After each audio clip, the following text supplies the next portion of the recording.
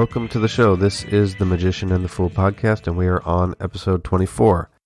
Today we talk to Nicolas Breezewood. Nick is from Pembrokeshire, Wales, and is the editor of Sacred Hoop magazine, a leading international magazine about shamanism, which has been published since 1993. He is also a musician, experienced craft worker, and artist. He has been a shamanic practitioner for over 30 years, combining it with the more shamanic end of Tibetan Buddhism and medicine teachings from native North American people. He makes traditional shamanic ritual objects and has a special interest in the sacred and ritual objects found in Central Asian and Siberian shamanism, Tibetan Buddhism, and the Native American medicine path.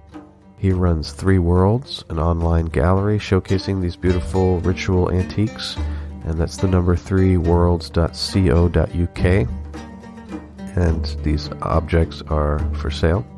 He is the author of 4 books, which we'll talk about at the end of the show, and some of Nick's music will also be played at the end of the show, and it's probably actually playing in the background right now as I'm talking.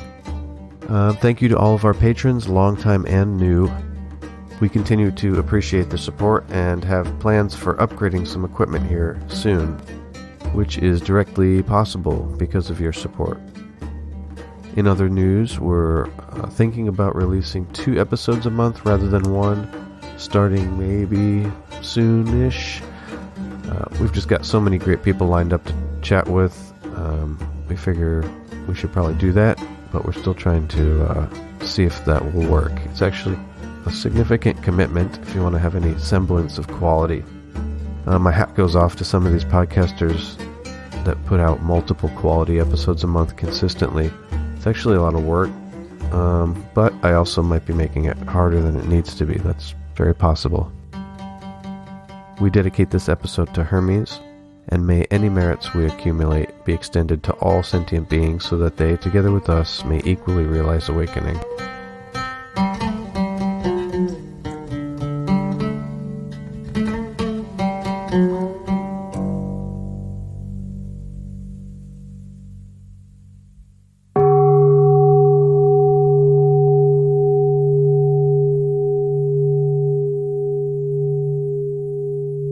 Welcome to the show. We are here with our special guest, Nicolas Breezewood, and we're really honored and pleased to have you on the show today, and we're really looking forward to this discussion. Welcome to the show. Hey, good to be here. Yes, and we are also joined by Janice, as always. Welcome, Janice. Welcome. I'm glad to be here and excited about our conversation today. So, Mr. Breezewood, we are... No, too formal. Okay, Nicolas, we are Nick. here. Nick. Yeah, okay. let's get this on friendly terms before we start. Let's shave it down. Okay, Nick.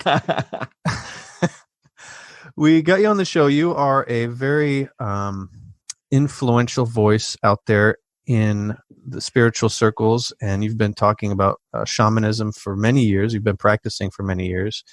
You run the very influential and popular magazine, Sacred Hoop, and we thought it would be great to have you on and maybe pick your brain about some things. Yeah, good.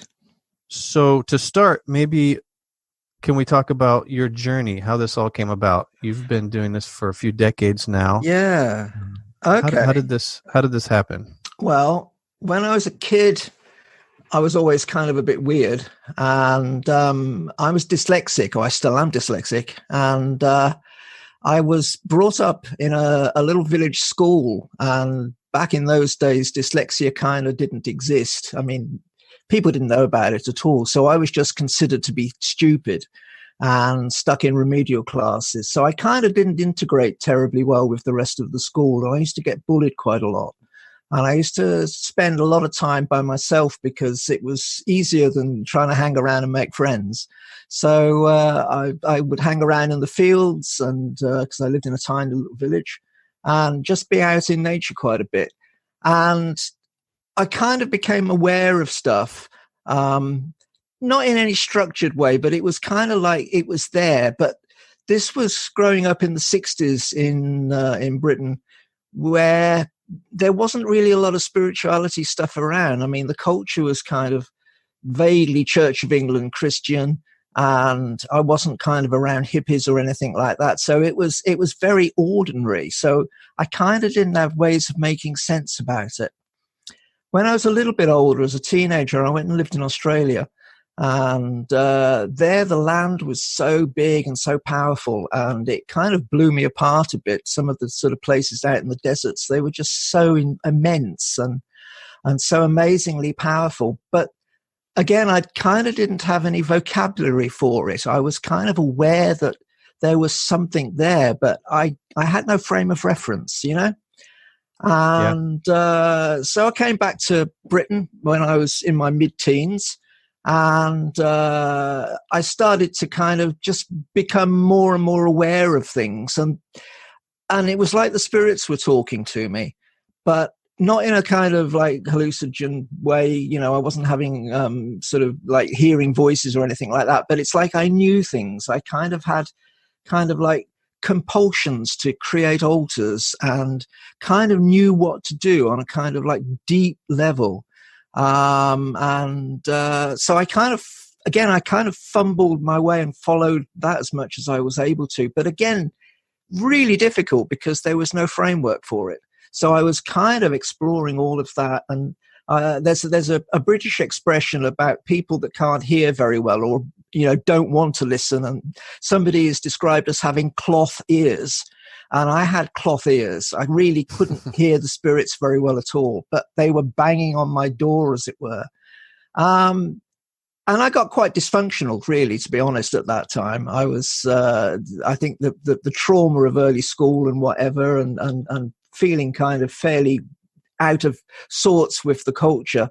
It was a difficult time for me. So eventually, I kind of got myself together a little bit, and I went and trained in social work, and I trained as a psychotherapist and worked in a mental health day center.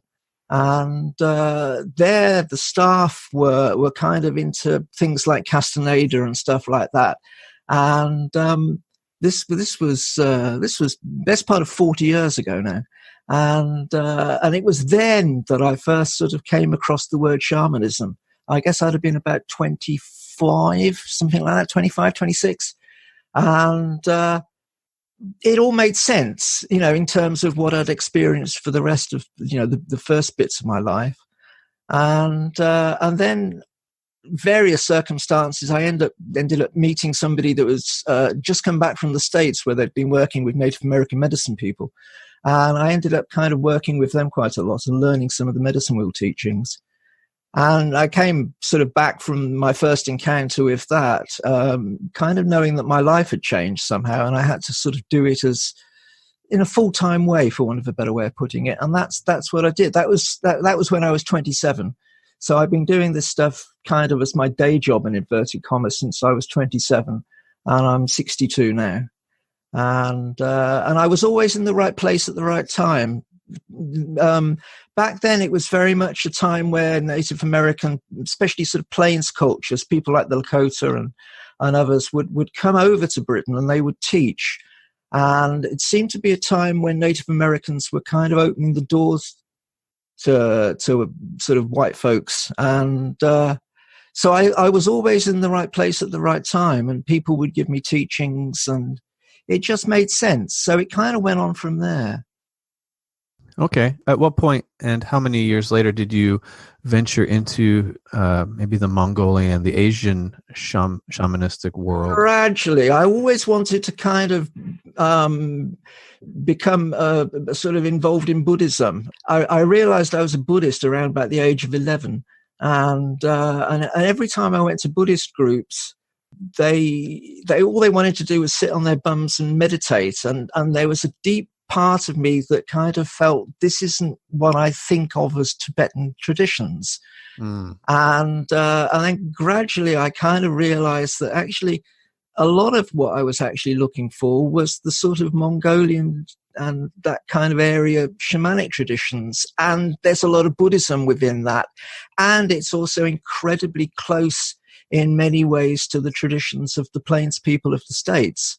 So there's a lot of sort of similarities between, say, the Lakota or the Cheyenne kind of worldview with the Mongolian worldview. It's partially it's the big open space, and partially it's because those people kind of originated in sort of the Mongolian area anyway, back in time.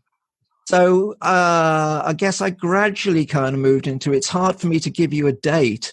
It was always an interest, but I suppose over the last sort of 10, 15, maybe 20 years, it's become more important to me. Okay. When did you head over there physically? I've not been over there. Oh, you haven't? Okay. No. I'm, as I say, I'm always in the right place at the right time. People come to me. So we started Sacred Hoop magazine 27 years ago, and I was bringing up small kids at that time too. And the magazine was never a big earner. So I was totally tied to the magazine, totally tied to raising kids, and totally penniless as well. So I know the feeling. Yeah. So, no, I feel that kind of spirit's been really kind to me because, you know, I don't travel a lot. I've just never been able to, time and financially. And so things have come to me, and that's just been a lot easier. Oh, absolutely. That's fantastic. Well, I remember reading Sacred Hoop, God, like 20 years ago. Yeah. I mean, you know, 20 years ago I was 20. So it was, I mean, even before that, maybe like even 24 years ago. I mean, I remember as a teenager being really excited about reading it. Good. Dominic and I were really passionate about shamanism probably from like 15, 16 on. And, you know, there weren't a lot of legitimate resources for it out there. I mean, you know, you see Michael Harner's stuff and Angelus Arian and people of that ilk. But when you want to get meat, you'd either have to get something academic or find a good, you know, there was Sacred Hoop and I think Shaman's Drum. Yeah, that was a good magazine too. Yeah, it was. So, I mean, you may not have realized that you were making a difference, but I mean, I think that you were reaching a lot of people, and you still continue to reach a lot of people. That's nice to know. It kind of that's what we tried to do. I mean, Faith Knowlton, who used to be called Jan Morganwood, she started the magazine really, and that was, like I say, 27 years ago, and I was sort of assistant editor. And Faith kind of retired from it a few years back, and you know, we used to take it in turns to be editorship, you know, but you know, when she sort of retired from it, I sort of took it over, and now I'm the editor, but she's still kind of around. It's nice, but we set it up because there was no literature, there was no books, and it was pre-internet days too, so there was no kind of online community.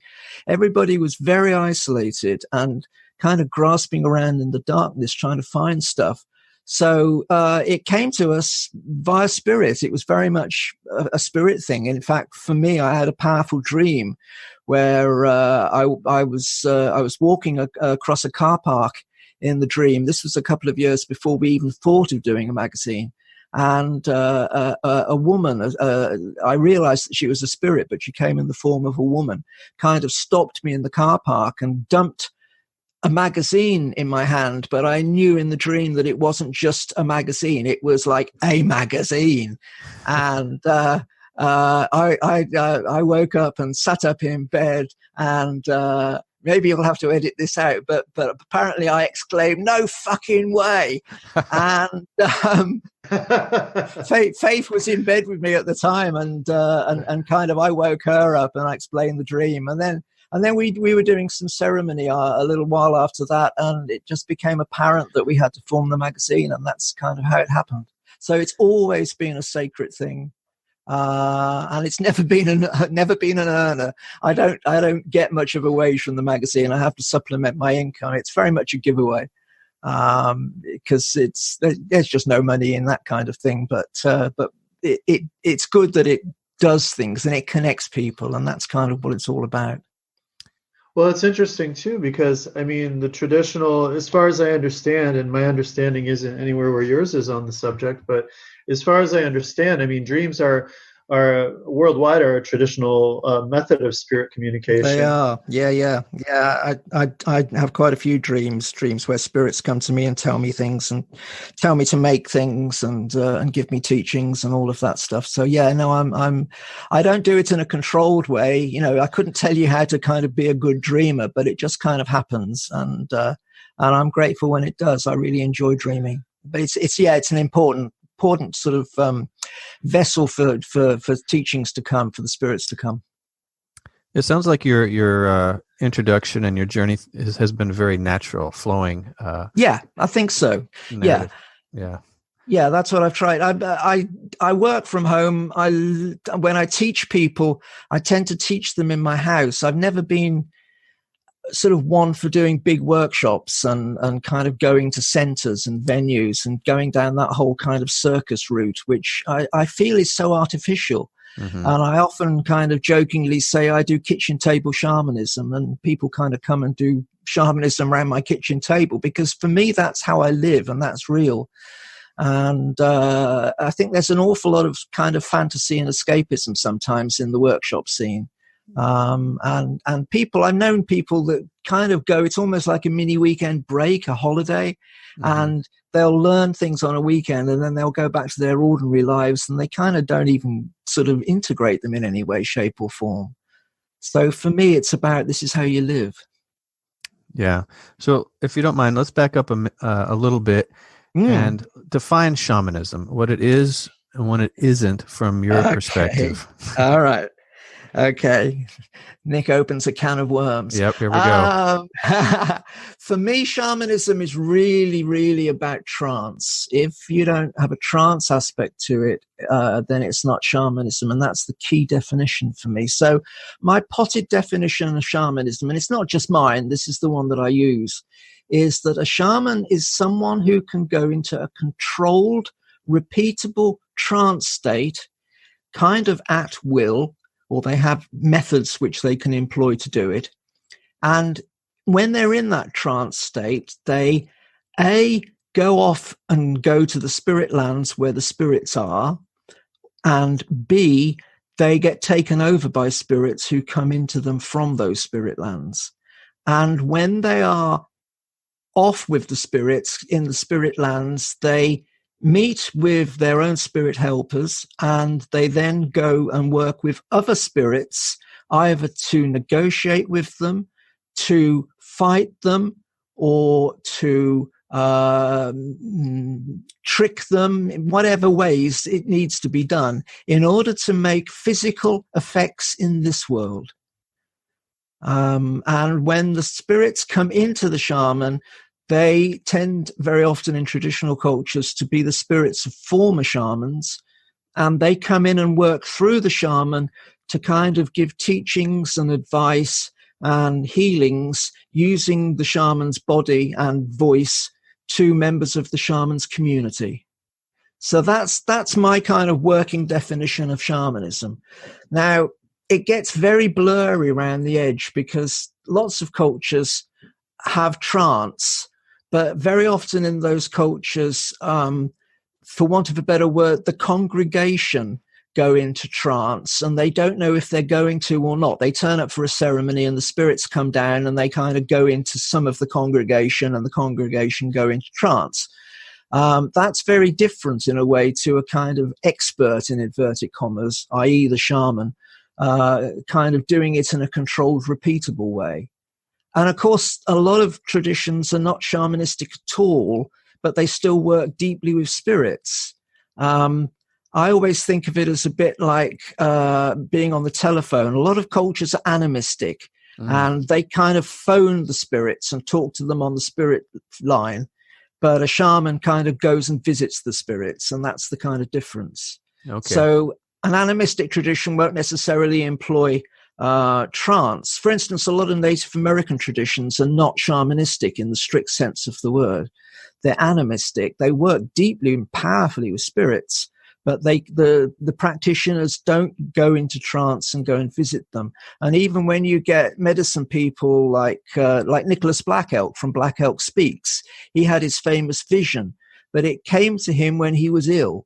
He didn't kind of bring it on because he knew how to bring it on, and he didn't kind of repeat it. It happened to him. And you get the same things like on a vision quest. People will go out on the hill for 4 days and kind of cry for a vision, and if they're lucky, they will have a vision.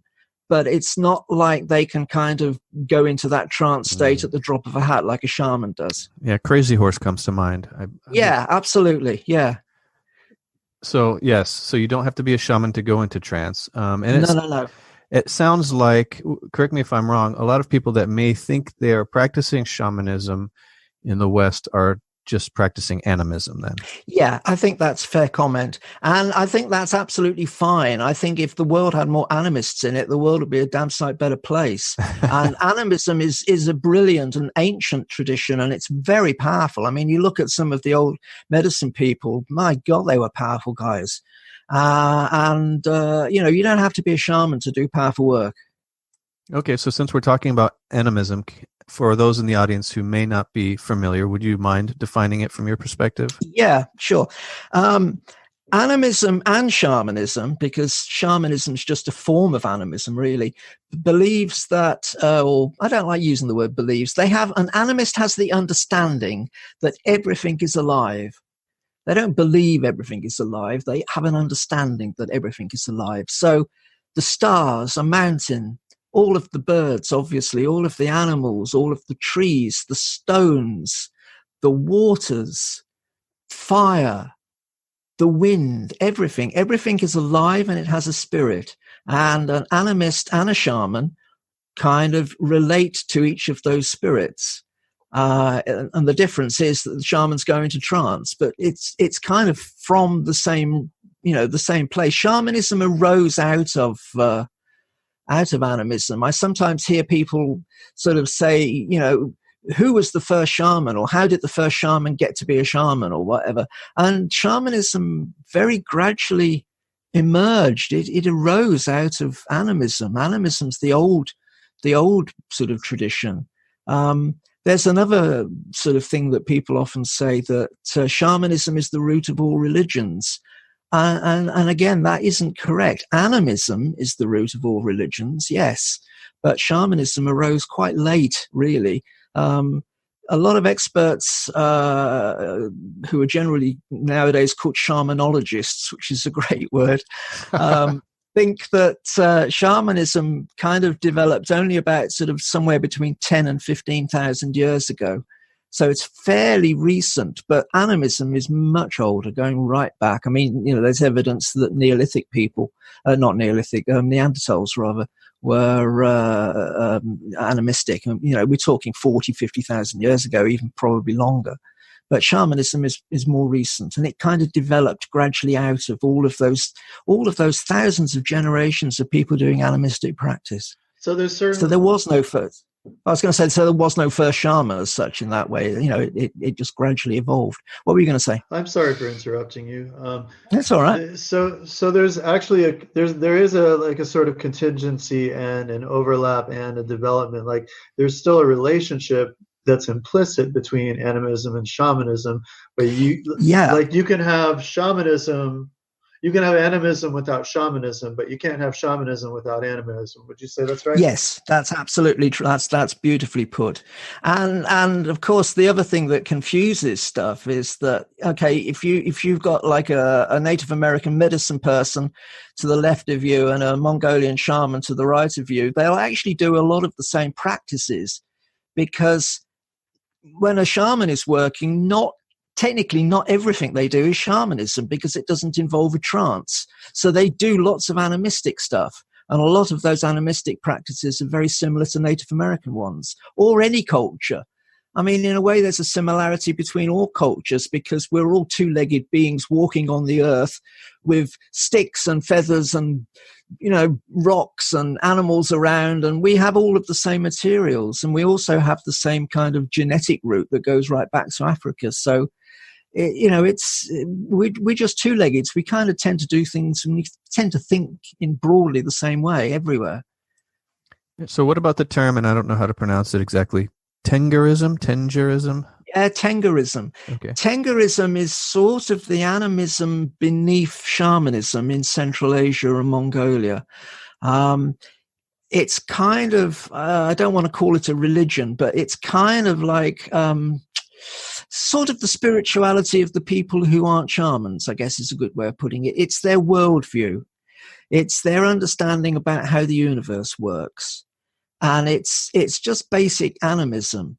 And again, it's very similar to Native American or Australian Aborigine or Celtic from these lands, or, you know, it's just people look at the world and there are kind of universal truths about the way the world operates.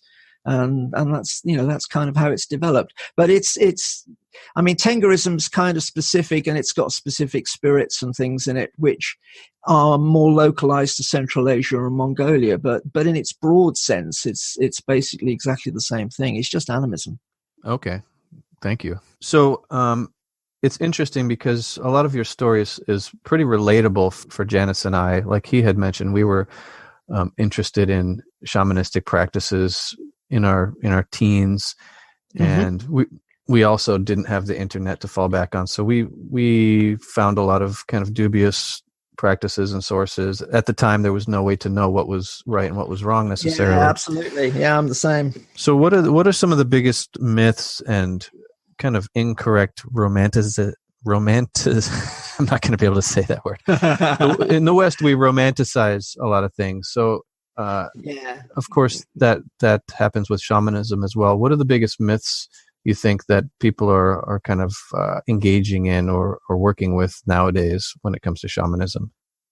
Yeah, that's a good question. I mean, for me, I'm kind of gonna bring dear Carlos, onto the table here. Carlos Castaneda, he turned so many people on. You know, I'm so grateful to Carlos because I wouldn't have really found my path, done what I've done without him. And yet, the more I've learned, not just about shamanism, but about Native American traditions, the more I realize that it's just not describing shamanism. And then, you know, there's all sorts of stuff around the fact that you know, he was a bit of a dubious person, and he's a good novelist. I always call Carlos a really good novelist. He wrote wonderful, wonderful fantasy stories with universal truths in, and that's what hooks people. And I don't think there's any harm in reading them at all, and I don't think there's any harm in trying to kind of extrapolate some of those universal truths. But I think it's really, you know, if people kind of really think that he was the bee's knees and he's the real McCoy, then I suggest people kind of read some stuff about kind of, in inverted commas, proper shamanism or real shamanism. And, you know, just educate yourselves, guys. But enjoy his books. You know, I've read his books hundreds of times over the years. They're still good books. And he was a good writer. Yeah, we were big fans of Castaneda's work. Very fun books. Although we, of course, took them as being true at the time. Yeah, likewise. Yeah. Well, I mean, it's kind of like Kenneth Grant. You can glean. I mean, and there's almost a tradition of this sort of pseudo autobiographical, pseudo esoteric. But narratives in the Western world, but in a way, sometimes you can discover gems within these stories that actually can improve or contribute to your personal practice. Yeah, universal truths can be found in all sorts of places. So yeah, definitely. I was thinking while you were talking, I think another kind of myth that is probably good to talk about is a big one that's really gained popularity in the last few years around shamanism and ethnogens. Now, most shamanic traditions in the world actually don't work with ethnogens. In South America, in the Amazon, yes, of course they do. And there are also some cultures in Siberia that work with fly agaric mushrooms. But in the main sort of way, it's just not that big a part of shamanism. And yet there's a sort of movement, especially with the rise of ayahuasca tourism and things, that people think that, shamanism equates drinking some foul stuff that sends you on a trip. I've worked with different medicine teachers and shamans for a long, long time, and I've not worked with a single one of them that actually works with what I call as teacher plants in their tradition. So it's really not essential. And I'm not at all against it either. If anybody wants to work with teacher plants, I say go for it, but I'm going to put a caveat with that and say, but do it right. I really don't like the kind of plant abuse that happens nowadays. I think if you're going to work with teacher plants, you need to kind of really work with it in a traditional way. You need to learn the ceremonies. You need to learn the songs. You need to pay utmost respect to the spirit of the plant and kind of do it properly so that you're not abusing the plant, because at the end of the day, the plant is a spirit. And shamanism is about working with the spirits. And it's not about abusing the spirits. And I think there's an awful lot of abuse that goes on in some of those kind of ethnogenic, shamanic kind of courses and things. I am so grateful to you for saying that. This is a major gripe of mine because I have a deep respect for the spirits of the plants of all kinds, you know, not just entheogens, but just all plants. They're people. Yeah, quite. They're just as conscious as we are, maybe in a different way, but yes. And I think it's rooted in the Western sort of reductionistic, materialistic attitude because people objectify the plants as entheogens, as even if they see the entheogens as having a sacred quality, they're not recognizing that sacredness is actually coming from the consciousness of a being, an actual being with an intelligence and an identity, with feelings and thoughts, and that's worth developing a relationship with. I mean, in most shamanic traditions, in animistic traditions that involve entheogens, you're an apprentice for like 20 years, 10, 20 years.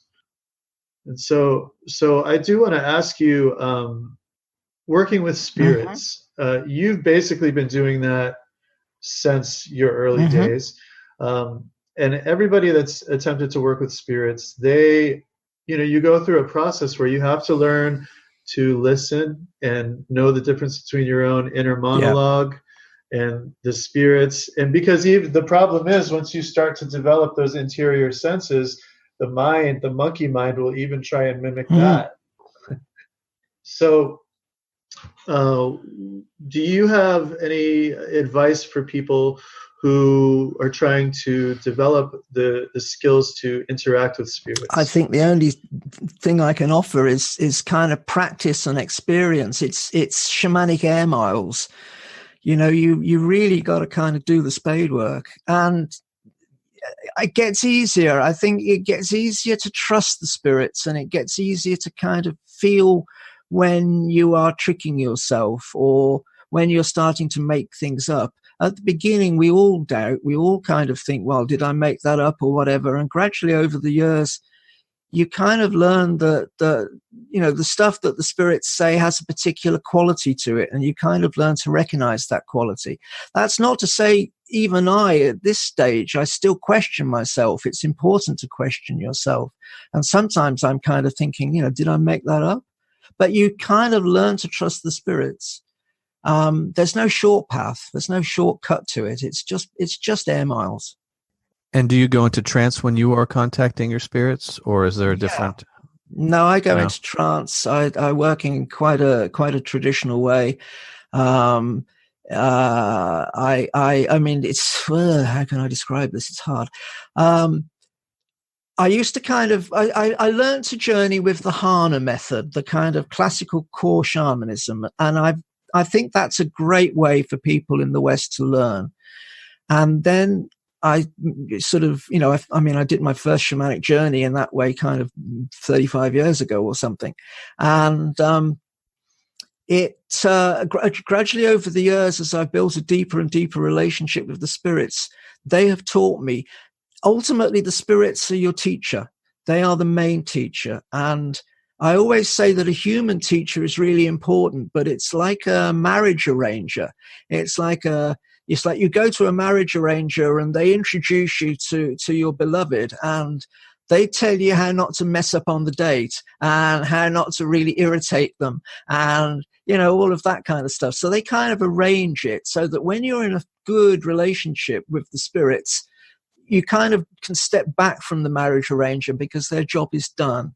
But they're kind of really important at the beginning. Otherwise, you might stuff up on the first date and the spirits may never speak to you again. So, yeah, I go into trance. I don't really do core shamanism anymore. My practice has changed so much over the last 20 years, especially. But I wear ritual costumes in a kind of Mongolian way, which are called armor because they protect the shaman, and they're alive too. In an animistic world, everything is full of spirits. So your ritual costumes, your armor are full of spirits. So I kind of put that on, and to be honest, I'm kind of half there anyway when I'm putting that on and I feel the spirits coming to me. And sometimes it gets really difficult to kind of put the things on because it's like I'm gone, you know? And then the spirits come into me in a kind of whoosh, and they're quite fierce. It's people who've sort of seen me working will kind of can be a bit freaked by it because and if you've ever seen films of Mongolian shamans, it's like they're kind of aggressive. They're kind of they shout sometimes, or they growl, or they make sudden movements, and it's overwhelming. I mean, when the spirits come in, I never know what's going to happen, and it's a very hard thing to describe. But I describe it a bit like when you're driving in your car, you're kind of in control. But when you go into trance, you move over to the passenger seat and somebody else kind of is driving. And then that's a shallow trance. And if it's a deeper trance, then you're maybe on the back seat of the car and you're aware of what's going on, but you've got no control over it. And if it's even deeper, then maybe you're in what we call the boot, and I think Americans call the trunk at the back of the car. It's like you're still being bumped about by the journey, but you can't even really see what's going on. And if you're really, really, really deep in trance, you're outside the car and the spirits are driving the car and you have no idea what's going on. A lot of shamans will say it's like that. They say that if they remember what's happened, then they kind of weren't there properly. Especially in some of the Himalayan traditions, like in Ladakh and places like that, the shamans, they really have no, or at least they say they have no recollection whatsoever of what has happened when the spirits have come into them. That's fascinating. And it's really interesting. We spoke to fairly recently a gentleman on the Afro-Caribbean religious practice, and a lot of that centers around trance. Yeah. And it sounds extremely similar. Yeah, really being, they have the word ridden, don't they? I think, you know, they sort of say they're ridden by the spirits, and it's totally like that. So when I'm doing a healing or something like that, if I know what I'm going to do next, then I know I'm not doing it properly because I'm too conscious. So, you know, it does it through me. It's kind of a weird experience. It's kind of hard to describe. We don't have language in our culture for these things, which is part of the trouble. I mean, in other cultures, there will be specific kind of jargon words which the shamans would use to describe all of these things in intricate, fine detail. But we're so clumsy in the West. I'm putting together the next issue of Sacred Hoot magazine, issue 107, and part of what I'm doing in it is a whole kind of series of little linked articles about the nature of spirits, because we in the West kind of just have the term spirit, but another culture will have this sort of spirit, that sort of spirit, you know, and it's like, and these spirits all have kind of where they live and what they do and what they look like, and we just don't have that sophistication. I think we probably did, but I think we lost it a lot. I think part of our problem with our culture is not just the sort of heavy overlay of Christianity, which I think has done a lot of damage, but also the Industrial Revolution and people moving away from the land and going and living in cities, and the whole kind of fragmentation, especially in Europe, perhaps less in America, because you guys kind of ended up there sort of almost, you know, you didn't have that kind of step from the Industrial Revolution to the cities. You kind of just gradually grew the cities. So it kind of wasn't quite the same. But then you guys also migrated away from your homelands, and some of your folk traditions will have been brought with you, but you're an incredibly displaced people. perhaps in some ways even more than people who, maybe their ancestors moved to London back in the 1820s or something to go and work in a factory. So there's been so much sort of fracturing in all of our cultures, I think.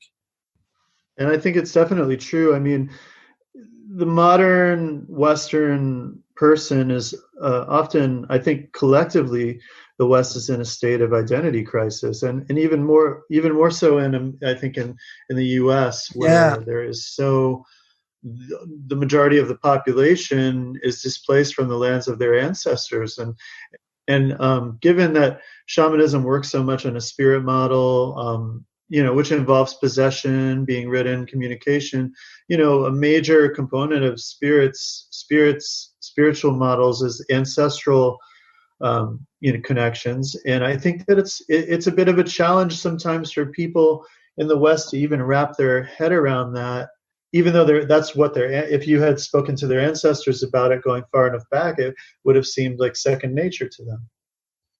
Yeah, I absolutely agree. I was actually thinking a little bit about this before we set up this call, because I kind of thought, well, you guys probably think I live in England, and I don't. I live in Wales, and Wales. A lot of Americans kind of think, well, England and Wales, what's the difference? And it's actually a huge difference. And, we've got our own government for a start. We're a separate country, but not completely, but in part. Anyway, my main point was I'm surrounded by ancient sites, which are sort of 4,000, 5,000, 6,000 years old. Some of our field walls are 5,000 years old.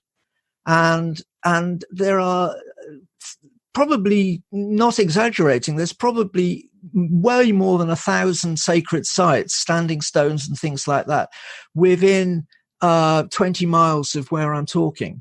And they were made by my ancestors, probably direct blood ancestors going right back to that.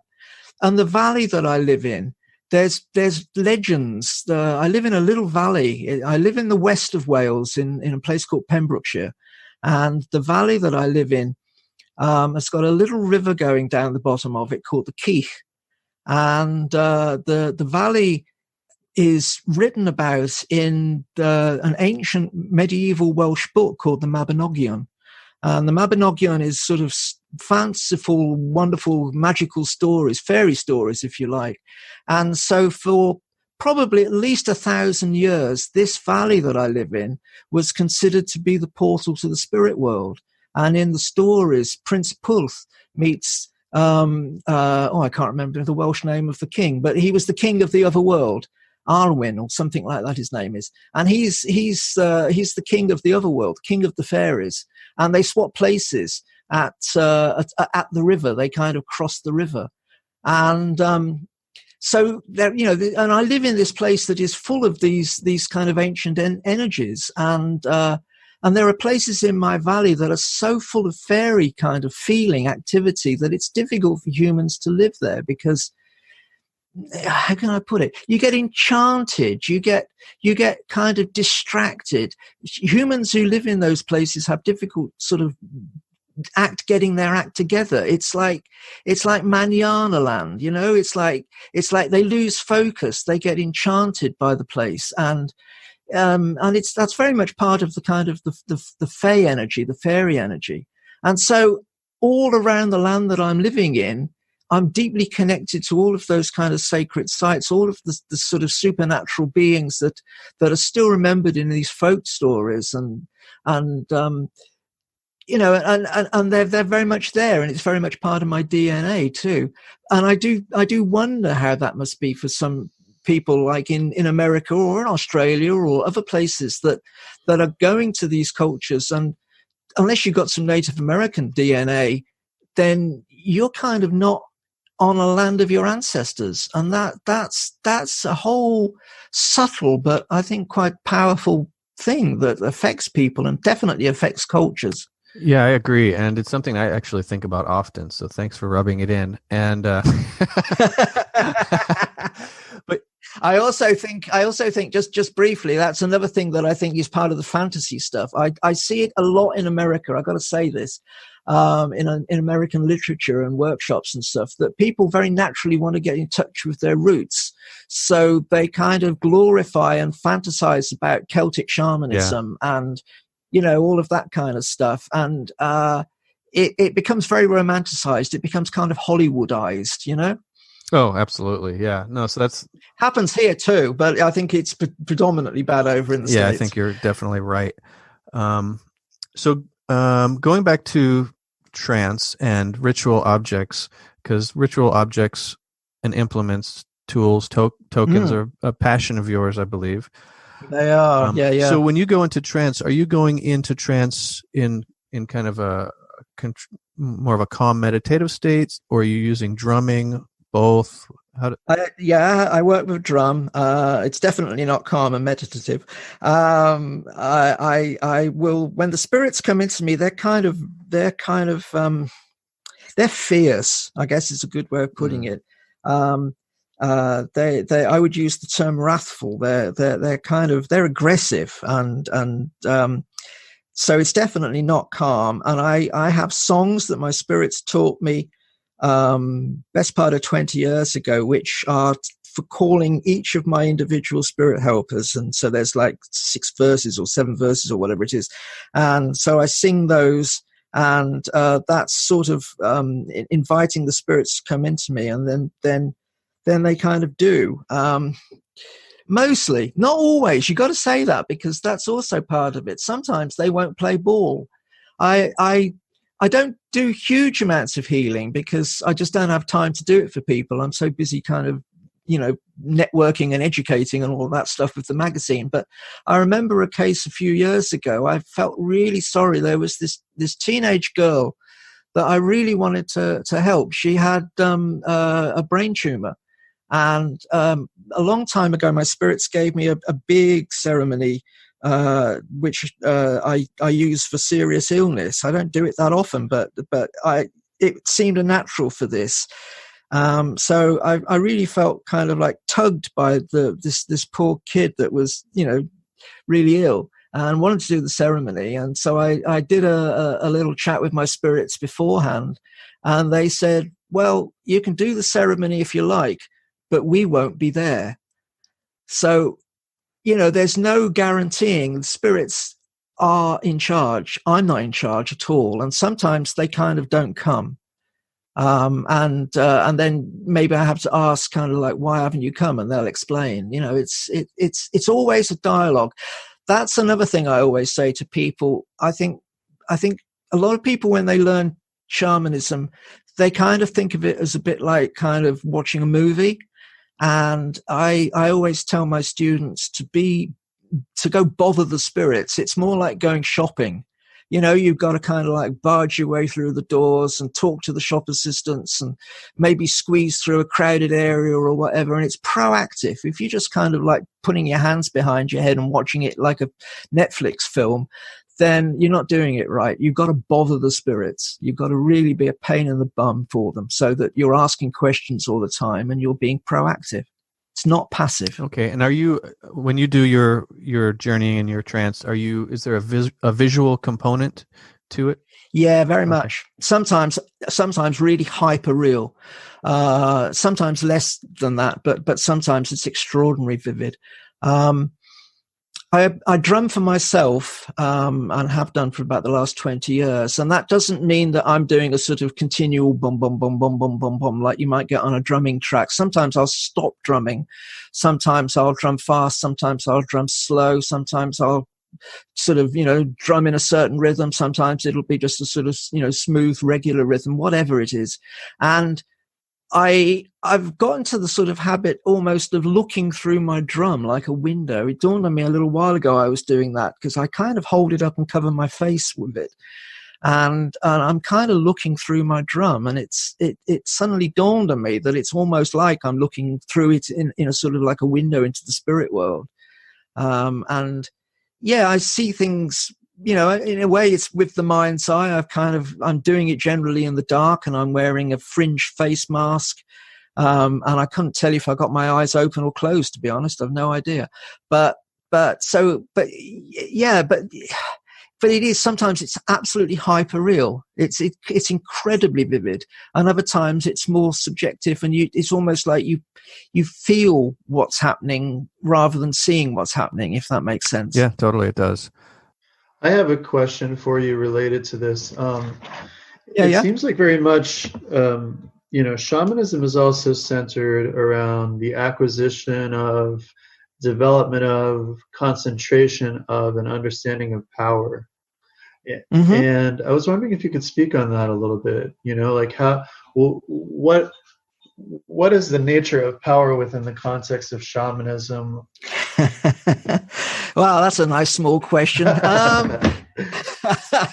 Power is an extraordinarily difficult thing to talk about in a way. When you're doing healing or something like that, you're kind of not doing it. It's the spirits that are doing it. And I often think, in a way, my role is to witness what they do, not for me to be doing it. And yet then you'll get sort of certain ritual objects will have a certain power because they have a spirit in them. And again, it's the spirit that's powerful. I don't think I've got any power. I may have a certain amount of concentration, which enables me to sort of do what I do and stay focused and all of that. But I don't really know what power is in that way. I don't have power. I can't do anything. I can hardly change a light bulb, but I kind of know guys that can, for want of a better way of putting it. So I go ask the guys, my spirits. So power is a really strange one. And then there's also the kind of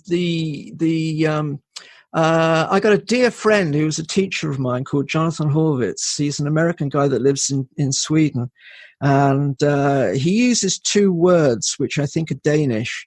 And they have two words for different aspects of power. They have Macht and Kraft. Now, Macht is might, is the power over, and Kraft is the power with. So that's another form of power. It's like if I'm trying to do power over, or I'm trying to get the spirits to do power over something, then you kind of get into shady areas. That's the stuff of sorcery and things like that. I try and work not like that. I try and keep my will out of it. There's a lovely kind of Christian prayer, which is something like, Lord, I will to do thy will, or something like that. And for me, that's kind of, applies in shamanism too. It's like, it's not my agenda. I try and keep my agenda out. Like I said about that girl that I wanted to heal, I wanted to do the ceremony. I wanted to do the big healing and, do all of that stuff. And the spirits said, well, we're not going to be there because they're in charge.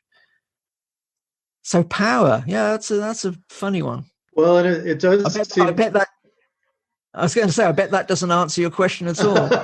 No, it does. It's a good lead-in because, when I thinking of power, I'm also thinking of exactly what you just mentioned, like the classical sort of shaman vis-a-vis sorcerers situation that you see in what appears to be many cultures where their shamanism is present, and really it ends up often, at least from the perspective of shamans, it seems as though a sorcerer is a failed shaman, or a shaman who became intoxicated with power as a goal rather than as an adjunct to the relationships with spirits and in the service of healing and creating balance. Would you say that's accurate?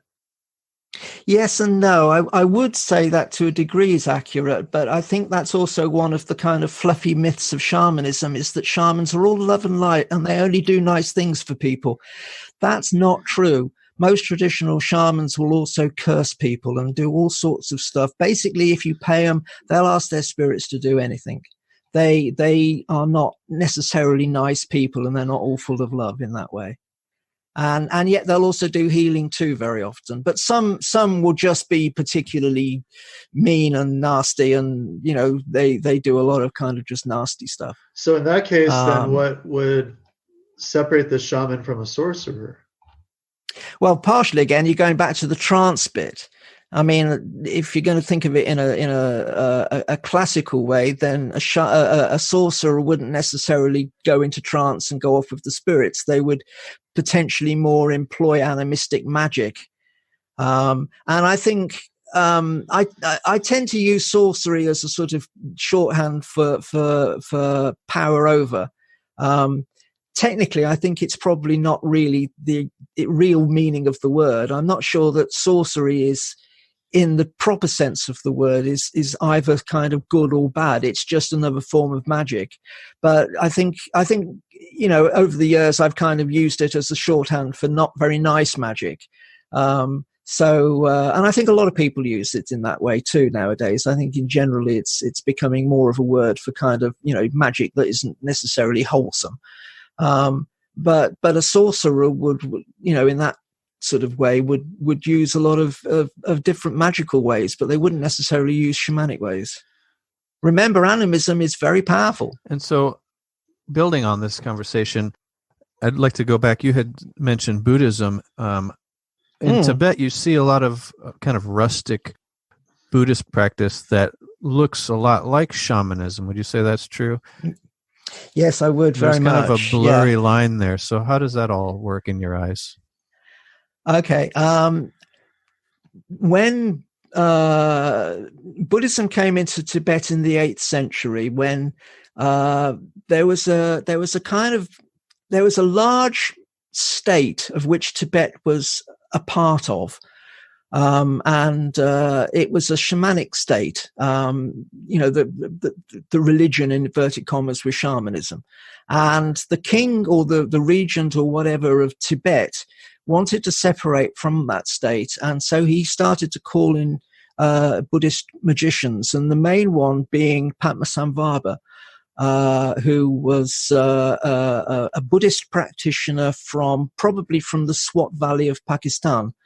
And so Padmasambhava came into Tibet and kind of converted the country, as it were, but he brought his Buddhism and merged it with all of the pre-Buddhist shamanic traditions that were still there. So those old traditions became kind of absorbed, a little bit like Christianity absorbed some of the pagan practices. I mean, we have, the Catholics in Ireland will have St. Bridget, and Bridie was an old pre-Christian goddess. So it's the same kind of thing.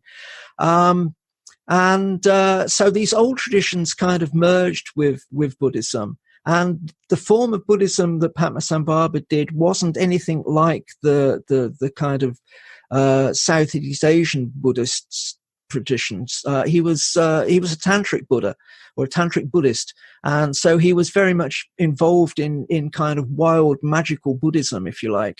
So it fitted quite well with the shamanic stuff, subduing land spirits and pinning down demons and all of this kind of stuff. Lots of exorcisms and magical flight and hurling thunderbolts at people and things. It wasn't anything like sitting under a tree meditating. That's a whole different kind of form of Buddhism. And so those old traditions kind of stayed, and they went into Buddhism. And then gradually over the years in Tibet, there are different reform schools have come, and they kind of cleared out some of the newer schools have cleared out some of those more magical practices, but they're still there in what are called generally the red hats. Now, they're the oldest traditions. Padmasambhava formed the first red hat school, which is the Nyingmapa. They're the most kind of shamanic or the most magical, and that's the tradition that I'm actually associated with. So all the practices that I do are Nyingmapa practices, and yes, they're very shamanic and very magical in that respect. And also you get things like the Tibetan State Oracle. I don't know if any of you have ever sort of looked on YouTube and seen films of him.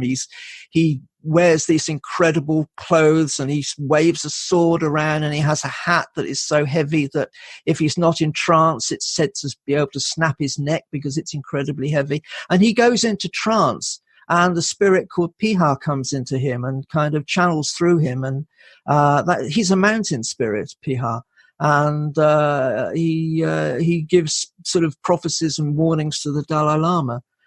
And that's the state oracle, but there are hundreds and hundreds of little oracles. You know, most monasteries and most villages will have an oracle that kind of is similar, and they fulfill a shamanic role. They get taken over by local land spirits very often, or local guardian spirits. Very often they're the spirits of mountains.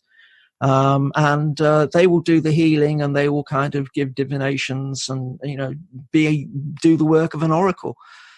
So yes, it's incredibly sort of shamanic and magical, and I love that stuff. I've got to say, you know, it's a big part of what I do. I work really with three traditions, and I always had difficulty integrating these until about 10 or so years ago, when my spirit showed me a plait of three colors, and that integrated them. And it's like a rope of the three traditions, rather than trying to kind of do one at a time and then do the next and whatever. So I have this plait, and I think of my path as a plait, and the three traditions are three colors, which are blue, which is the sort of Mongolian shamanic tradition, yellow, which is the sort of Tibetan tradition, and red, which is the Native American tradition, and they form a plait of those three colors. So I work very much with those three traditions, and I don't kind of differentiate between them. And there's also an awful lot of similarity between them all too. They're also the old three colors of the three worlds, which I quite like: red for the lower world, and yellow for the middle world, and blue for the sky world, the upper world. Interesting. Out of those three lineages, which one do you think you lean on most heavily, or is there no way to tell? They all just blend? I think two really. It's the Mongolian and the Tibetan. I've decided not to do it, but I was offered to take an ordination this year, to actually become like a Tibetan shaman called a Nagpa. And I've sat with it for a long time, and I don't think it's quite right for me at this time. But Rinpoche, that I know, kind of offered me that ordination. So that very much would have married those two worlds together. And I still do Native American stuff. I kind of think Native American in many ways, because the first teachings that I learned were the medicine wheel teachings, and that's kind of my cosmology. It makes sense of the world. And I work with the sacred pipe. I learned sacred pipe about 30 odd years ago from Lakota teachers and from other nations as well. And I do a regular pipe ceremony in my house for local people to turn up to. You know, I'm still very much involved in that kind of way, but it's I don't quite use it in quite the same way. I don't work so much with Native American objects and things like that, but it does sort of color my perception of the world, I think, is a good way of putting it. Now, I've noticed it seems as though you have a robust and a pretty positive relationship with the Nagas, with the serpent spirits, of associated with water. And I was wondering if you'd be willing to just, explain maybe a little bit to our audience, what are Nagas, and what is the role of a shaman who interacts with them? What role do the Nagas play in the sort of spiritual ecosystem, and what do you in turn do? What's your role in your relationship with them? Yeah. Okay. I need to go right back to childhood here. When I was this dyslexic kid that kind of would run out into the fields and get away from his classmates because they were beating me up, there was a place that I used to get drawn to all the time, which was a pool. And this place frightened the hell out of me and really, really, really scared me. And I kept coming back to it. I'd have been about 8 or 9 at the time. It's like I'd think about it when I wasn't there, and I'd go back, and then I'd be really frightened, and I'd run away, literally physically run away from it, and feel like I was being chased, and I'd kind of have to look behind me, and it used to scare the bejesus out of me. And then I'd kind of go back, the next day. It was like this magnet. And it was only a long time after, really, in the last few years, that I've twigged that there was it's to do with a Naga. Now, Nagas are like water spirits. They occur in every culture pretty much, and they're very often in the form of a snake. Obviously not always called Nagas, that's a Sanskrit word. I mean, and they're not always in snake form, but all cultures have them. In Wales, there are water fairies, and I'm struggling to remember the long and complicated Welsh name for them, and I can't remember it. But they live in lakes, and they were said to be kind of farmers, and they would be water sheep and water cows, and they had villages down there, and these beings would come out of the lake and talk to people and entrance them, and then the people would follow them into the lake and drown. And you get the same sort of things in Tibet too, and in other cultures. So nagas are really important. I was talking to, I got a Mongolian shaman friend, and she is of the opinion that I was made a shaman. I'm not claiming I'm a shaman, this is her words, but she says I was kind of made the way I am because of the nagas. It's one of the ways that you can become a shaman, apparently, in her tradition. So they've always kind of been there for me in that way. They are spirits of water, but they're more than that. They're also related to dragons. I got a Nepalese shaman friend who talks about nagas when they're in the earth, and dragons when they're in the sky. They're kind of feisty, is a good way of putting it. Nagas get really upset really easily, and they get very pissed off with humans, because humans are forever messing around with water supplies and polluting rivers and doing all this, that, and the other, and so there's an awful lot of illnesses associated with nagas, because they take revenge on humans. I always say that I don't work with nagas, but nagas work with me sometimes, because it would be presumptuous for me to even think about saying that I have a special relationship with them, because I'm too scared of them, to be quite frank with you. They are capricious. They are quick to anger. They are difficult beings, but they're very important. They live in the ground. They're in Mongolian traditions and in Tibetan traditions too. They're associated with another being called a sabdag. Sabdag's a Tibetan word, but they use it in Mongolian shamanism as well, and it means Earth Lord. They are the regional spirits of a place. Tibetans describe them as a little bit like village chieftains, and the whole country is made up of little kind of. Do you know the expression fiefdom? Fiefdom. It's a kind of medieval phrase. Yep. Yeah. So it's like there's all these fiefdoms across the place, and each fiefdom has a sabdag, and then there are bigger sabdags, which are kind of like national sabdags. And the nagas are sort of their messengers, and there's this sort of real dialogue all the time between the sabdags and the nagas. So I kind of live in a house which is a bit like a temple for the nagas.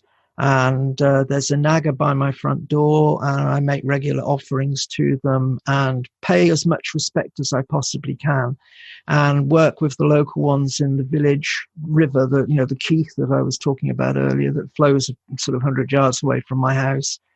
And I've got a friend in the village that is also works with Mongolian traditions. And he very much sort of has the same mind of that. He has a tree in his garden which he makes offerings to the nagas on a daily basis. He goes out and makes milk offerings and things. I do that too, more on stones in my garden than trees. But then sometimes I'll go down to the river and I'll make offerings of semi-precious stones, turquoise and coral, and even sometimes little bits of gold. And it's just keeping on the right side of them. They're very powerful. They are incredibly beneficial. A lot of cultures think of them as bringing the rains, which is probably why there's an awful lot of them in Wales. And they also are seen as the kind of guardians of treasure, both spiritual treasure and physical treasure too. But woe betide you if you piss them off, because they'll bite you in the bum. I always found it interesting that the Druids would sometimes be called adders, and it seems as though at least the Celtic lands did have a very, very much an awareness of these serpent people or the serpent spirits, and it seems as though the indigenous priesthood did have a relationship with them. And if you go to Africa, if you go to India, if you go, the Native Americans, it really does seem... Yeah, well, the rainbow serpent in Australia is an incredibly important figure in Aboriginal myth. And that's associated with the water of the rainbow. So it's just so fascinating. Yeah, and formed the land, kind of did its travels across the land, creating all the sacred spaces there. So yeah, no, I agree. It's with the exception of poor old Ireland that doesn't have any, snakes are really important. And it's funny how, the in the West, the dominant sort of religious model vilifies snakes. And yet snakes the serpent spirits are so much connected with life force and the wisdom and water and so many things that we in a very material way even could not live without. Yeah. Even to the point of they're the symbol for the caduceus, the symbol of medicine, aren't they? The entwined snakes. Absolutely. Which you get on purubas. Purubas are the ritual daggers that are used in Tibet and Nepal very often to pin down hostile energies, pin down demonic spirits or something in exorcisms. They're a very important ritual object, but they always have these, well, not always, but they very often will have this kind of crossed snake pattern on, like the caduceus. It's intriguing. So when it comes to the vocation of shamanism, of this work you do, there's I think that an important point that I feel like you've been making throughout the entire interview is the level of commitment that is present for somebody who is really serious about this path. And I was just wondering if you could speak a little bit on that, sort of the gravity of the commitment that's involved with doing this, because I think, we touched on it earlier a little bit, but I think in the West there's an especially sort of commercializing, trivializing tendency, and maybe I was hoping you could set the record straight a little bit about that. I got no problem with people kind of learning, animism and whatever. And if they go off and do a workshop and learn how to be a better person and make offerings to the local land spirits because they've learned that, that's great. I really mean that. That's a wonderful thing for people to do. And like I said, if there were more animistic people in the world, the world would be a better place. But if you're really being called deeply to do shamanism, you kind of don't have an option. You have to do it, and it does take over your life. The spirits work you hard, and in a way, it's kind of blissful because it's a fit. Look, I'm dyslexic. I was not very kind of competent in many ways in the ordinary work. I wasn't groomed for success at school because, I was kind of thrown on the rubbish heap, and I left school without any qualifications whatsoever, literally none. So, I was pretty unemployable in the kind of ordinary scheme of things. So shamanism kind of came along and it's not like I chose it because it was all I could do, but it was kind of, there was the marriage there, there was the meeting between it and me, and it was a path that was sort of natural to me and easy, and it's flowed because, my whole kind of life has been somewhat serendipitous. Like I said, I've always been in the right place at the right time, but I've also always had that commitment. Not everybody will have that commitment. I don't teach a huge amount, but I have taught quite a bit, I guess, over the last 30 years. And I guess in the scheme of things, I probably only met like a handful of people that I feel really get it. Lots of people have learnt kind of shamanic first aid, and they've gone off and they can use little bits and do a journey or, make an offering or whatever. But some people, they're just different, and they have something that others don't. And they pick it up and they run with it, and they get it.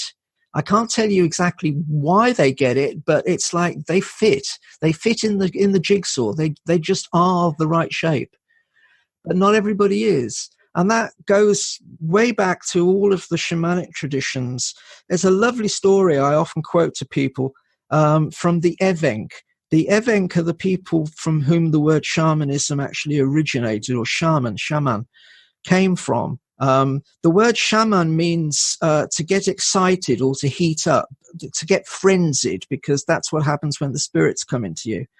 And the Evenk say that everybody, before they're born, all of their souls sit like birds on the world tree. The world tree is the tree in the center of the world that connects the lower world, middle world, and upper worlds together.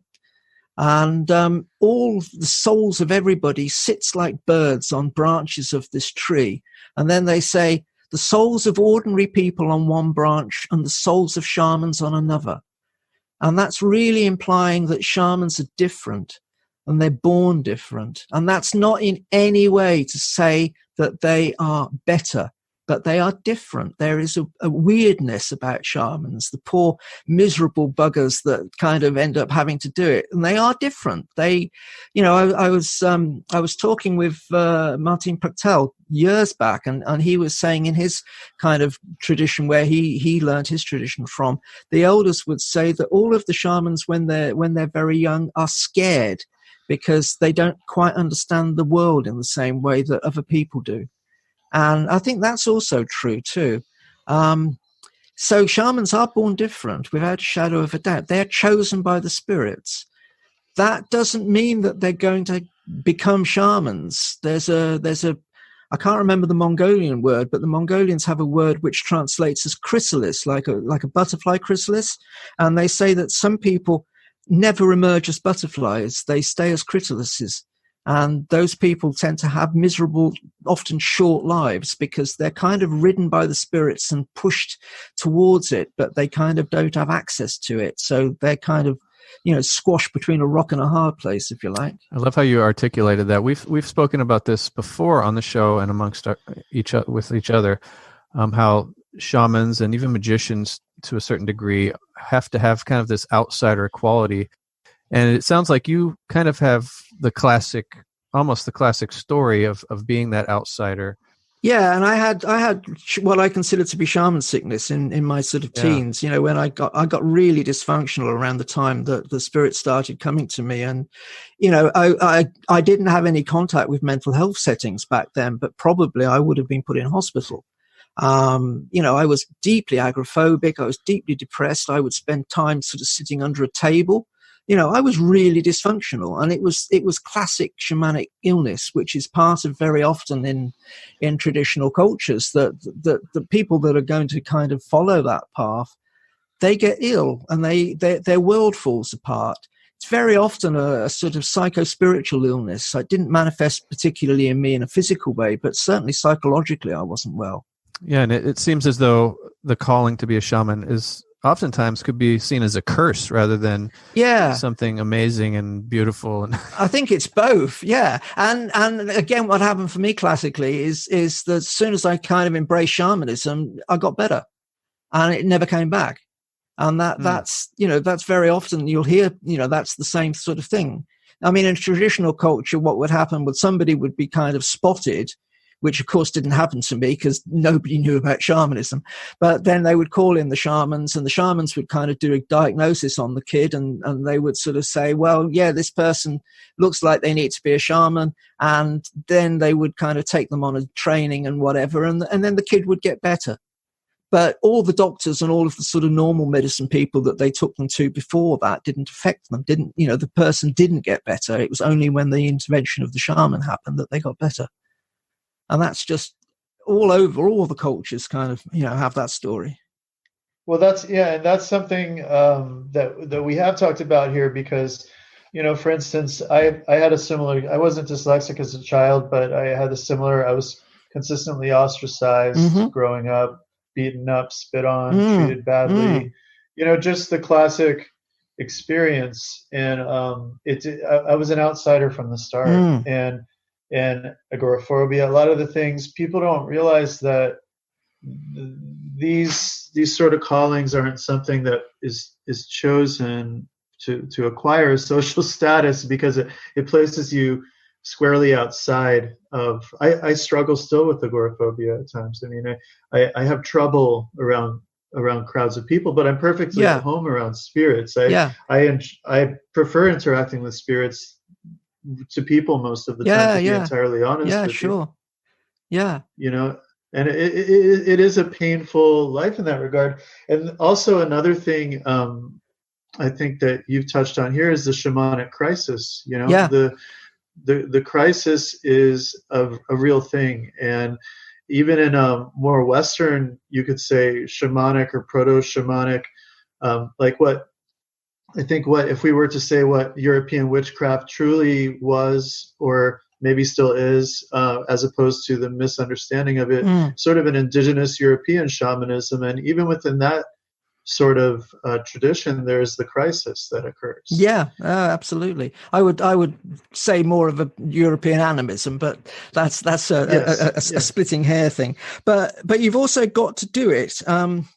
I got a severe telling off from a shaman friend about sort of 12 years ago or so, because I quite like being kind of academic about it. And because of running Sacred Hoop magazine, I've really had to know about this culture and that culture and stuff. It's been a great education.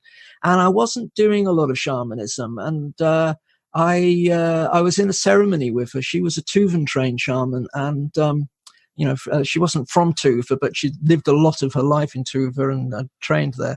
And I got taken by the spirits in trance spontaneously in this ceremony, which I wasn't running, and had quite a well, people were actually concerned that I was having a heart attack. It was quite kind of full on. I was all right, but it was quite dramatic for other people, and she had to put me back together at the end of it, and she said, if you don't do it, you'll die. It was that blunt, and that's absolutely true. She said, I've seen it happen before. If you don't work with the spirits, if you don't do it, if you just write about it and whatever, the spirits will kill you. And that is part of the kind of the tradition around it. If you don't do it, but you kind of, you should be, the spirits give you a hard time and they will kill you. They will kill you. That's very much, it's not a cozy path. It's not a nice path. I often kind of say to people, shamanism is not cozy and it's not nice. And given the fact that it goes back to human prehistory, it kind of makes sense, because we're dealing with something that stretches back so far. It has a primal character to it. It does. And that's another important thing, because shamanism had to work. Shamanism is pragmatic. People relied on it in order to stay alive, and they didn't invest energy, wasting energy in stuff that didn't work. So there is that kind of real need for it to work in a tribal culture if you're relying on it for your very survival. And I think that's also part of the problem with modern traditions, the kind of the urban shamanism, for want of a better way of putting it, or the new age stuff, is that it doesn't have to work. It can be a kind of a quaint sort of hobby, but you don't rely on it very often for your life. And, if the ceremony kind of goes wrong, you order a pizza and watch a film. It's not the same. But if that's all you've got and you're really relying on it, and then you've also developed it over generation over generation over generation, because you have relied on it all the time, it kind of gets a sharp edge to it. It's pragmatic. Now, I do want to ask you about something we touched on a couple minutes back. And just shift gears a little bit backwards. So the relationship between Buddhism and shamanic practice in Tantric Buddhism, especially in Nepal, Tibet, Mongolia. I'm really interested in that, because I have seen it be celebrated, and I've also seen it be criticized as leading away from the Dharma. So I was wondering on about your thoughts on that. Okay, I think that's to do with the later reform schools. The later reform schools. Okay, so a little potted history of Tibet. Buddhism started with Padmasambhava, like I said, in the 8th century.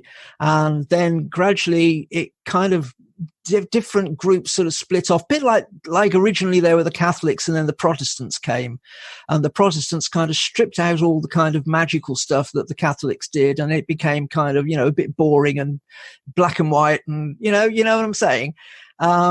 And so the later schools, which generally are called the yellow hats because they wear yellow hats, they are less in favor of magic. And that's not to say they don't practice it, because they do, but they certainly take much more of a dim view of shamanism.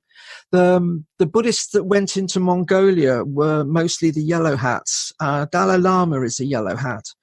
And the Mongolians kind of, they actually formed the first Dalai Lama, and the word Dalai Lama is a Mongolian word, but it means ocean of wisdom. And so when the Buddhists went to Tibet, to Mongolia rather, they really tried to smash shamanism like the Christian church did the witches in Europe. And they persecuted it enormously, and they would they would do the same. They would even burn shamans at the stake, and they gathered up all the sacred objects and burnt them, and they gave shamanism a hard time. So the yellow hats are much less in favor of shamanism. The red hats are more accepting of it and do more of the magical stuff and have more of the older pre-Buddhist traditions. Like working with the Purba. The Purba is this sort of dagger that I was talking about a little while ago. It's you do exorcisms with it. They're deeply magical objects. They have a whole load of traditions, and you take an initiation to work with the spirit of the Purba, which is Dorji Purba. And then you have all these practices and ways of working with it to pin down enemies, to pin down hostile spirits, to bless people with the end that isn't pointy, the handle end, all sorts of stuff. I mean, there are lots of books written about the Purba practices, and that is pre-Buddhist. Scholars think that probably the Purba was originally a nomad's tent peg, and that's where the kind of pinning things down bit comes from. So it's a really ancient tradition, and some of the other things in Tibet are the same. Weather magic and all of that you find in Tibetan traditions. And you have this non-monastic tradition of the Nagpa, which is what I was invited to take ordination in. They don't work in monasteries, but they kind of live in the community and live in villages, and they kind of do much more of the shamanic stuff. Like I say, they do the exorcisms and they do the weather magic and they bless the crops and, all of that kind of stuff, the nitty-gritty stuff that a village shaman would do. Thank you very much for that. That's very interesting. It does seem I wasn't aware of the burning of shamans and the persecution to that degree. That actually kind of changes my perspective a little bit. Yeah, it really happened, and also that's why a lot of Mongolian traditions are quite Buddhist. There's a lot of Buddhism that's kind of leached into Mongolian shamanism, especially in the main parts of Mongolia. The further you get away from Ulaanbaatar, the more old style it gets, like the people in the far north up by the reindeer and, on the sort of Russian border that live a long way away from the center of culture. They hold on more to the old traditions and have less Buddhism. But a lot of the urban stuff has a lot of Buddhist influences in it. And sometimes shamans will also be Buddhist lamas. It's quite jumbled up. There's a term for it often. They talk about yellow shamanism and black shamanism. Black shamanism is the old stuff, and yellow shamanism is the sort of Buddhist tinged, shamanism. But that's not to say it's bad. I mean, I do an awful lot of yellow shamanism because of working with Tibetan traditions too. So they kind of merge together. I don't want to keep you for too long because it's much later there in Wales. It's only 5 to 8 in the evening. The night is young. Maybe we could talk about ritual objects just a little bit, though. All right. What do you want to know? Well, the importance of them. So these tokens, these objects, these tools. Why are they so important? All right. to the practice. A lot of people think that a ritual object is just symbolic and you kind of don't need them.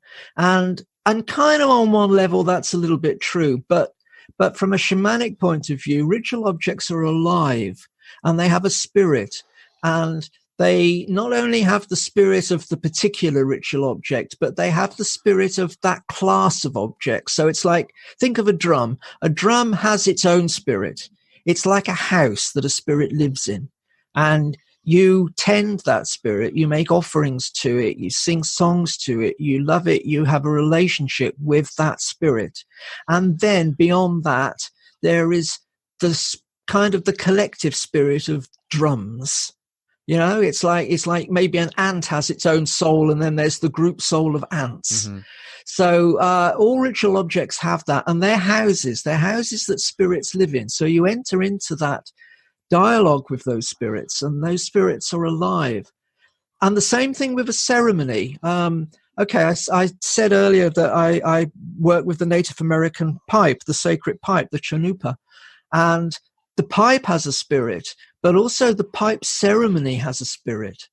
And so whenever I join the pipe and I'm taking part in a pipe ceremony, I'm also in the kind of energy body of that spirit of the ceremony, as well as the spirit of all of the pipes and the spirit of my own pipe. So any tradition that has got its own history that's been built up, and any ritual object associated with that, it's so rich with spirits. Spirits are not just material. A concept has a spirit. There's a spirit of peace. There's a spirit of war, and there's a spirit of a ceremony. So when you do something repeatedly, you're kind of tapping into that spirit and feeding it and making it stronger. And it's a reciprocal kind of relationship, because it then gives its power to you, in the way that you work with it. So ritual objects are really important, but it's important to think of them as houses.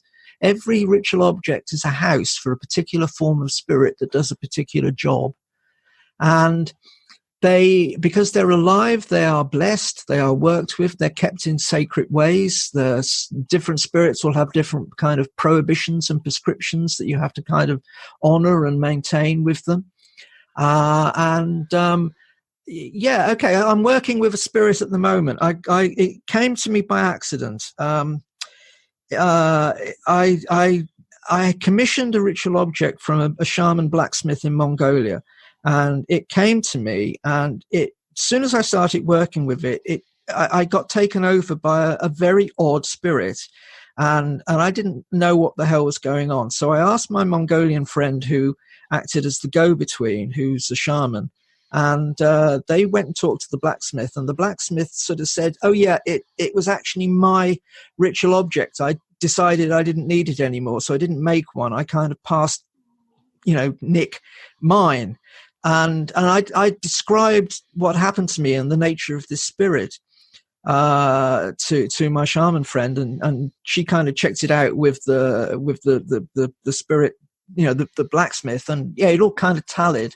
So I ended up with this object that was a house that had this a little bit pissed off Mongolian mountain spirit living inside it, wondering why it had ended up in Wales. And for the last 6 months or so, I've been having to do regular ceremonies with this object to kind of get in good faith with the spirit that was in it, So objects are houses, and they can be very powerful. The spirits that live in an object can be very powerful. That's super interesting. And yeah, I'm glad we went down this road now. So can you talk a little bit more about houses, and maybe in relation to dolls? Because I think some of our listeners will find that interesting, since we just kind of talked about some Afro-Caribbean stuff, and they obviously have use of dolls. What about from your lineages? Absolutely, and very much from the Mongolian, and Tibetan. Actually, thinking about it too. I work with dolls quite a lot. I tend to use the Mongolian word on God for them. Now, an on God is or an on gon. There's two words. On gon is, as I understand it, is a singular, and on God is the plural. But they are both the spirit that a shaman is taken over by. They're the shaman's spirit helper, but they're also the house that the shaman's helper spirit lives in. And they can take the form of like an anatomical doll, or they can take the form of like a patchwork quilt almost, kind of piece of textile art. Strange looking things, some of them. So they're dolls in that way, and a spirit lives in them. So if you've got a helper spirit, it's a little bit like a fetish. Like a Zuni animal fetish or something like that. It's in the shape of that spirit, and you make offerings, you put it on your altar, and it's the house that the spirit lives in, which you kind of pay respect to. That's one way of working with them. But also, there's a whole load of stuff about inviting, like, the spirit of an illness into a doll. This is very much a Tibetan tradition, generally called a liberation ceremony, or a ransom ceremony is also the other word for it. And so you do a particular ceremony where you kind of pull out the spirit of illness from somebody, put it into a doll which is dressed in that person's clothes, and then you separate and isolate that doll. With the spirit inside it, away from the person, and generally the person then goes off and changes their clothes and often changes their name too. And you've got this trapped illness spirit in this doll, which you then kill, you liberate, and very often you use a purba, that dagger I was talking about. And you do it in a Buddhist way, you do it in a compassionate way, because you see the spirit of illness as a poor suffering being, and you liberate it from its bad karma so that it can have a more fortunate rebirth. So that's one way of working with dolls. If I'm doing some simple work for somebody, like maybe somebody's having an operation and they're in hospital, I will create a doll which represents that person, and I will put protection around it and blessing around it, and kind of, do that kind of, it's almost sympathetic magic, working with that doll as a surrogate for the person. In the pipe ceremony, you can do that. You could put a doll down in the middle of the room and do a pipe healing with the sacred pipe over that doll, the doll being a surrogate for the sick person. And sometimes you use another human being and they're a surrogate for the sick person. So it's, I mean, this is a vast subject, and I feel like I'm galloping through it at lightning speed, but it's a vast subject. I mean, it's incredibly rich. So typically, how do you dispose of the doll afterwards, or what do you do? Is it burned? It depends. It depends on the nature of the work that you've been doing. Sometimes, yeah, if it's an exorcism and you've done the you trap the spirit in the doll, and it's like working with a toxic substance. You kind of almost have to wear rubber gloves when you're dealing with it, and then you kill the spirit, but you've still got the corpse left, and then generally you cut up the corpse. Very often, this is made of dough. Sometimes of clay, but I generally make it out of dough, and then I will burn it. Sometimes I was working with a Nepalese shaman friend some while ago, and we did this sort of ceremony, and we put the clay dolls that we made into a river. This was way out in the sticks in the top end of Iceland. It was an incredibly remote place, and there was a sort of glacial melt river going past the place where we were, and we just put the dolls into that.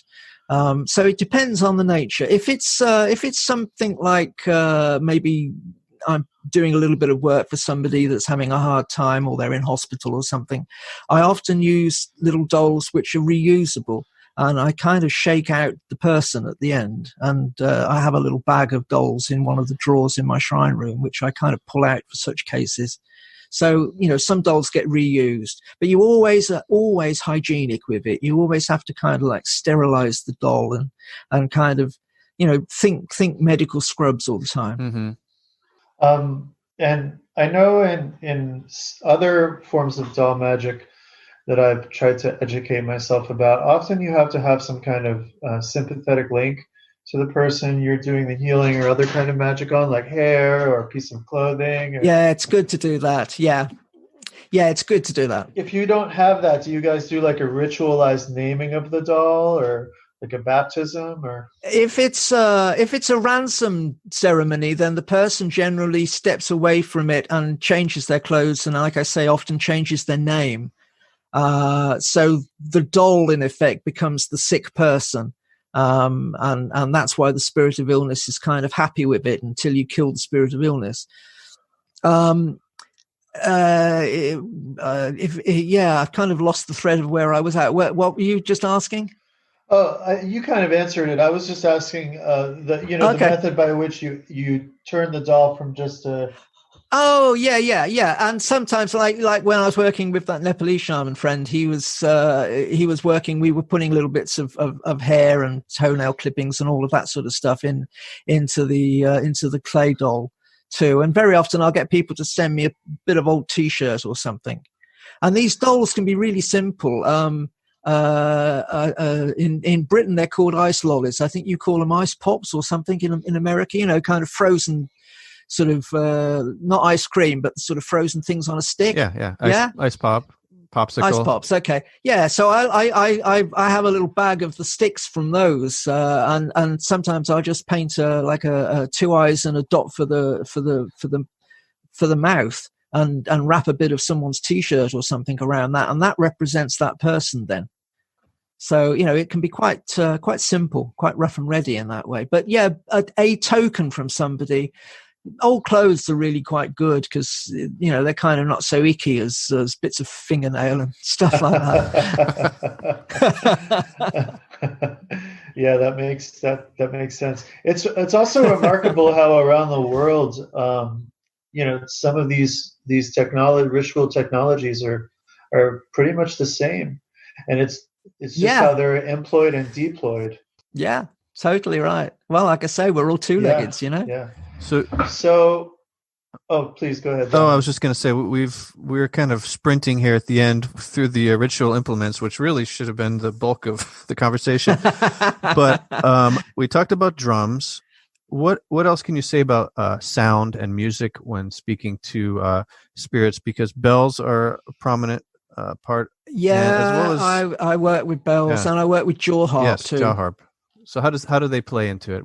How does that work? Jaw harp is a little bit like a drum in a way. In Mongolia, they tend to do the big work at night, and I tend to do the big work at night. And in the daytime, they do something that is called walking or traveling shamanism. And they don't wear the full costume, and they tend not to use the drum, but they work with the jaw harp. And now these are specialist jaw harps. The jaw harp that I've got, it was made for me in a ritual way. It was empowered in Mongolia, and I wasn't there, but we did like a live Skype. And so I'm watching the ceremony while the shaman is doing all the blessing. And it was made by a shaman blacksmith that makes ritual objects, and it had to come from I think it was the left-hand side of a horse's bit, the thing that goes in the horse's mouth. Yeah. And it's incredibly prescribed. So this was all kind of done. So it's not just a kind of like a musical instrument you'd buy off the shelf.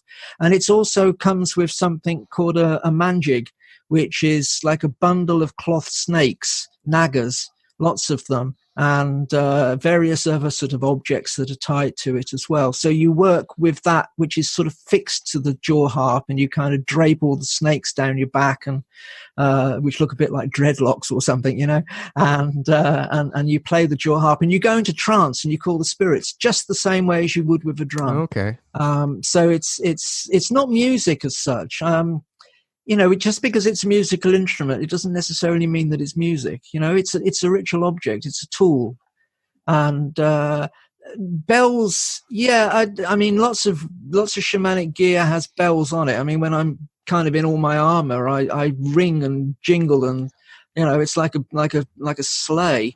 I've got these big bells called tiger bells, which are about 1 inch across, and they're really loud and noisy, and they're all over it and fixed to it and things. So you kind of wake the neighbors when you put it on, and but again, they're not kind of musical stuff as such. I work with, because I do Tibetan practice, I work with drums in that. and bells, and I use them to accompany songs, Tibetan songs that I sing in the practice. And then when we get into Tibetan stuff too, there's more kind of ghoulish stuff, like I've got, do you know what a damaru is? Like a drum that's shaped like an hourglass with two heads and a narrow waist in the middle. Yes. Yeah, I got a damaru made from 2 human skulls, and I've got a thigh bone trumpet as well, which you blow, and that's part of the Tibetan tradition. They're Tibetan ritual objects. They use a lot of bits from dead people in Tibet, which was and still is kind of very much part of the tradition. Wow, talk about having spirits attached to your objects. I mean, that's Yeah, absolutely. Yeah, my place is a bit like a kind of museum or something. I mean, I absolutely love ritual objects, and I kind of do collect them, but I also use all the stuff that I collect, and I've got a lot of ritual objects because it's my main sort of way of working, really. And you help people, you help find homes for ritual objects as well. They tend to come to me. Yeah, my spirits tell me that ritual objects like me, and it seems to be the case because they come incredibly easily very often, and I get very strange ones that come to me. So yes, some I give away, but some I sell. I mean, we all have to earn a living. So sure. So I have a gallery that sells some old stuff and some not quite so old and some new kind of ritual objects. That's called 3 Worlds. 3 the number worlds.co.uk is my gallery website. And there's also my podcast on there too. I do a podcast called 3 Worlds about shamanism. And there's also a whole load of articles from Sacred Hoop about different aspects of shamanism on that website too that you can download as PDFs and read. Yeah, I just found out about the podcast last night when I was getting ready for this, and I wish I would have known earlier. But yeah, I listened to a few episodes, and yeah, if you guys out there listening are interested in what Nick is talking about here, he covers all this and more on the podcast. So highly recommend that. It's really well done. Thank you. You also, God, we could go on for a half hour talking about everything else you do. You run the magazine Sacred Hoop, which people can find online. sacredhoop.org. O-R-G. Yeah. Okay. And you mentioned Iceland a little while ago, and you are doing a workshop of sorts in Reykjavik. Yeah, I don't often come out of my valley in West Wales, but I've been dragged out at the end of April to go and teach a workshop in a little place just north of Reykjavik. It's in a rural place at the foot of a sacred mountain. It's kind of considered to be the guardian mountain of Reykjavik. It's a beautiful place. I've been to the mountain twice before and made offerings there, and there's a center there which some people are organizing it for me, and they've hired the center. So I'm teaching a basic workshop that's going to be an introduction to journeying and an introduction to working with the spirits of the land, and maybe some altars and whatever. I tend not to plan too much. It'll kind of be what, I work with whatever is in the room, but the basic idea is that it's going to be for beginners that want to kind of learn about how to do kind of, shamanic journeying and working with the spirits. But more experienced people would probably get stuff from it too. And there's still openings? Yeah, there's still places, I think. Friends, I actually have to jump off. I have to run to the post office before it closes. But Nicolas, please accept my gratitude for coming on the podcast. It was an absolute delight. Oh, you're very welcome. Thank you. It's been great fun. Thank you so much. And we would love to have you back on again sometime in the future. I'm sure Dominic agrees with that. So please accept my no worries. Please accept my well wishes toward you and my gratitude, and I will hopefully talk to both of you soon. All right, I'll talk to you later. Okay, thank you. So if people want to know about the workshop that I'm doing in Iceland and the other bits and pieces that I do, I've got my own kind of teaching website, which is Taksang. Taksang is Tibetan, or it's a place in Bhutan. It's Tiger's Nest. And I'll spell that. It's TAKTSANG, taksang.co.uk. And that's all the details of my teaching and bits and pieces on it. Okay. And Reykjavik is actually, it's a nice middle ground for if people are coming from America, because it is. It's really not that far. I think it's only just a few hours from maybe the northeast of the United States. Yeah. And it's such a lovely country. I mean, I've just fallen in love with Iceland. The people are so friendly, and it's so kind of laid back, and the landscape is incredible. The land is so alive. There's kind of like spirits everywhere. It's an incredible place. Oh, I'm sure. Yeah. And in April, it's going to be beautiful. So yeah, it will. Yeah. Definitely recommend that for people. What else we got? So we got Sacred Hoop. We got your 3 Worlds. We got your podcast. We got Reykjavik. Did we miss anything? Oh, your books. I don't do many books. I do a few, but not many. Mostly I write articles. I mean, there's lots of articles of mine on the 3 Worlds website, and also on the Sacred Hoop website too. It's and in fact, looking at it, there's stuff on the Taxang website as well. There's a page called Reading, which I guess are articles. I can't remember what I've done. But yeah, there's a lot going on.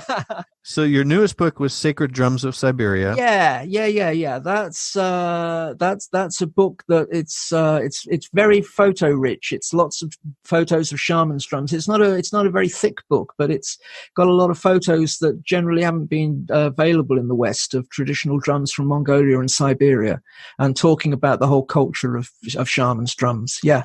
Excellent. And then you've got The Resplendent Other. What is that one? That's a book about my paintings. That's a vanity project. I paint, and so it's a retrospective of my paintings since I was a kind of teenager up till now. Okay. And then you've got Voices of the Earth and The Book of the Shaman. Yeah, Voices of the Earth. That's an old book now, but it's still around. And I like that book because it was kind of full color, and it was beautifully done. I really liked the production team that did it, and it's very much about craft work. It's really a book about Native American style medicine objects, and I teach beadwork in it, and how to make drums and how to make rattles and stuff. But it's very visual. I mean, it's full color throughout, and it's very much a hands-on book. So if you can get a secondhand copy of that, which I think you can probably get for a couple of dollars on Amazon or something, you might enjoy it. Okay, very cool. And then finally, your music. So you. Okay, yeah. I like to keep busy. Music is my passion. I sometimes jokingly say that I'd rather do music than shamanism, and in part that's a bit true. I had a long time passion for medieval music and world music, so I play a lot of medieval instruments and stuff from the troubadours and the cantigas de Santa Maria, stuff from the sort of 12th, 13th century, and I also sort of enjoy plugging in an electric guitar and playing as well. So I have a small recording studio, and kind of release albums for myself for fun, and maybe sell about 5 a year or something. But it's fun, and I do it. I love doing it. I love the process of recording. Recording is sheer magic, and is kind of connected to the spirits, because I work with the spirits. I make prayers every time I record, and I ask for them to come through me. And I know it'll sound corny, but I don't know where the music comes from. It's like it's this extraordinary journey that happens with the music, and when I'm sort of recording, because I play everything, so it's like I put one piece down and then I play another piece on top, and sometimes the most extraordinary magic happens, and I think, how the hell did that come about? I sometimes listen to a completed thing and think, how did I do that? Not because it's good, but because I don't understand the process, That's awesome. It sounds very much like maybe how you work with spirits. Yeah, I think so. I mean, I have an altar in my recording studio. I really, really kind of try and do that in as much as I can in all aspects of my life. Well, very interesting, Nick. Thank you very much. It's been a pleasure. It's been a lot of fun. It's been great. Thank you. Yeah, on behalf of Janice and myself, thanks again for doing this. And my pleasure. Hope you enjoyed it. Yeah. Yeah. No, it's been good. Thanks. And fun talking to you. And you've asked some great questions too. Oh, good. Thank you, sir. Have a good night. And to you.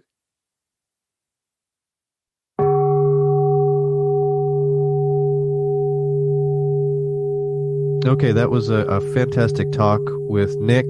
We appreciate it very much. It was very enlightening, and he was a real fun guy to talk to. Had real kind of contagious energy.